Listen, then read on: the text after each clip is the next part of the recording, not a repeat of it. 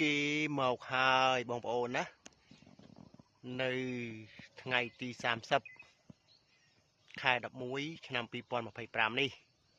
អញ្ចឹងអ្វីដែលយើងទន្ទឹងរង់ចាំវាពីមួយវគ្គទៅមួយវគ្គអញ្ចឹងក៏ឃើញលទ្ធផលគេមកហើយណាបាទនេះស្វាយនេះអាយុ6ឆ្នាំពូជ M23 អញ្ចឹងបងប្អូនដឹងហើយថាពូជ M23 វាចេញ3ដំណាក់កាលនៃផ្កាណាបាទអញ្ចឹងបងប្អូនចូលទស្សនាទៅហ្នឹងហើយគេមកហើយក្នុងការប្រើប្រាស់ជាមួយផលិតផលបាទបាញ់ជំរុញបាញ់បន្ទាញណាมันមានធ្វើការបាញ់ជំរុះទេអញ្ចឹងយើងប្រើទៅតាមបច្ចេកទេសប្រើទៅតាមការណែនាំរបស់អ្នកដែលឯកទេសលក់ជីថ្នាំឲ្យយើងតែម្ដងឥឡូវនេះក៏មានវត្តមានបាទវាមានវត្តមានគឺវត្តមានថាលោត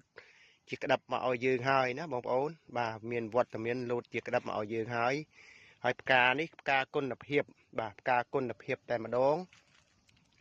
គឺផ្កានេះมันមានគាំងទេបងប្អូនណាពោះផ្កានេះបើតាមតែខ្ញុំ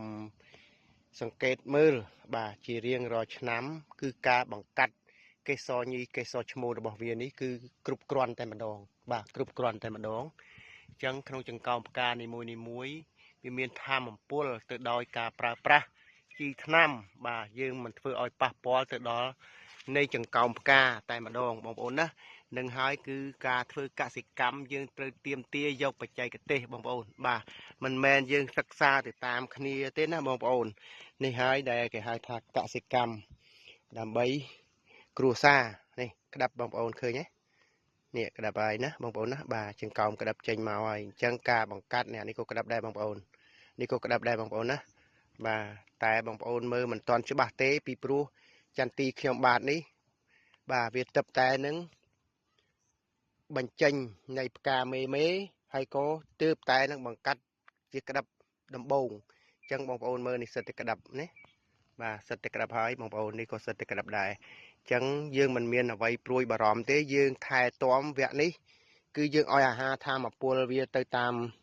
ដំណាក់កាលហើយនឹងការថែទាំពពួកសត្វល្អិតកុំឲ្យវាមកបំផ្លាញទៅយើងនឹងជោគជ័យហើយបងប្អូនណាបាទតែបើបងប្អូនមិនអាចគ្រប់គ្រងកតាសត្វល្អិតបានទេហានិភ័យវានៅត្រង់ពេលផ្ការីកផ្កាបែកបាទហើយជាមួយនឹងអាកាសធាតុបូករួមទៀតបងប្អូនណានេះបងប្អូនមើលក្តារផ្កាគុណភាពគឺផ្កាមិនសូវជាមានផ្កាទ្វេភេទទេបងប្អូនណាបាទវាសម្បូរទៅដោយផ្កាដែលផលិតជាចេញជាក្តាប់តែម្ដងបាទពីខ្ញុំបាទកសិករបាទភូមិជ្រោះជ្រៅបាទ